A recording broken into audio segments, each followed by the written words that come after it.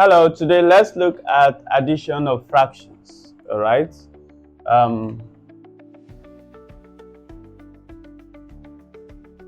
Addition of fractions. So we have two fractions we want to add together.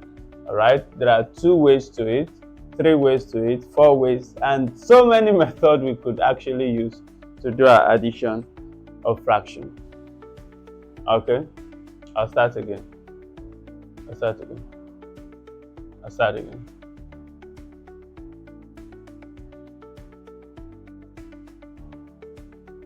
All right, let's add fractions. All right, so today we'll be looking at addition of fractions. So we have 2 fractions here and we are to add them. Okay, so 2/3 plus 4/5, 2/3 plus 4/5. How do we add these 2 fractions together? All right, so there are different methods we could use. If you're familiar with your LCM, we could use the LCM method. We look for the LCM of the denominator. So now let's start with the LCM method. We look for the LCM of the denominator, 3 and 5. What is the LCM of 3 and 5? The lowest common multiple. And easy peasy. Take note of this. When there is no common factor between the denominator, the LCM will be the product of those denominators. So since there's no common factor of 3 and 5, then the LCM of 3 and 5 will be 3 times 5. All right, and that's 15. Then having that, you use the denominator, divide the LCM, and then the answer you get, multiply the numerator. So you take 3 in 15, that's 5, and then 5 times 2 is 10. Then you remember your sign, okay, plus. Okay, then the same process again. Even if you have up to 5 fractions, you use the same process. 5 in 15 is 3, and then 3 times the numerator, all right, and that is 12. So 3 times 4 is 12.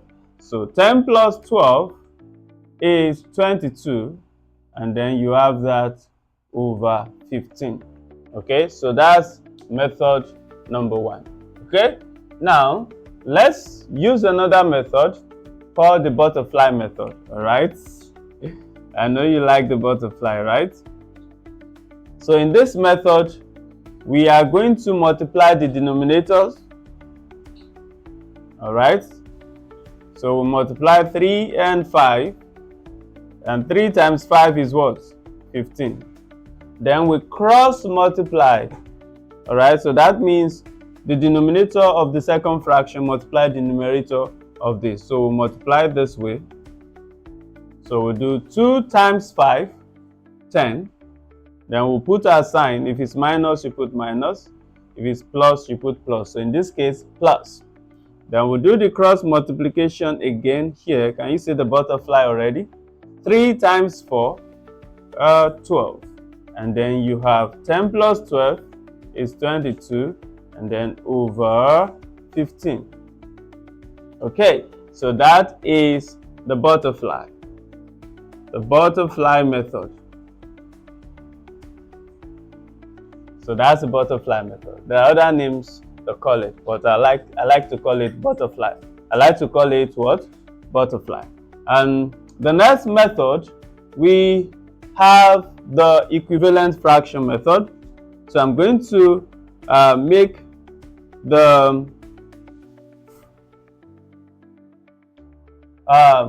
generate an equivalent fraction such that the denominator will be the same.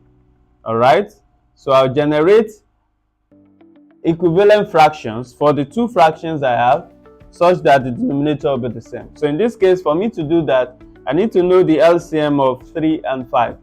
So the LCM of 3 and 5 is 15. All right, so I'm going to write these fractions such that the denominator will be 15. All right, and then for that to happen, that means I'm looking for a number that I'm going to use to multiply 3, and then 3 will be 15. That's what?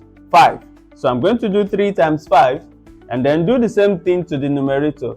So I also do 2 times 5. So 2 times 5 is 10 and then 3 times 5 is 15. So I've generated an equivalent fraction here. Then the same thing here. For this to be 15, remember our LCM is 15, right? So for this to be 15, I need a number to multiply 5. So what number will I use to multiply 5 to get 15?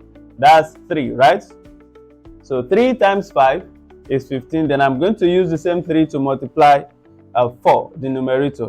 So 3 times 4 is 12. And then 3 times 5 is 15. All right? So in this case, I have like fractions. Remember I told you about like fractions. Like fractions are those fractions that have the same denominator. They have the same denominator. They are called like fractions. And then when you want to add them, you just add the numerators. So, and then you're looking at it this way. This is like you have 10 apples plus 12 apples, and that will give you 22 apples. All right? Thank you. Tell me your favorite method in the comment section. Bye.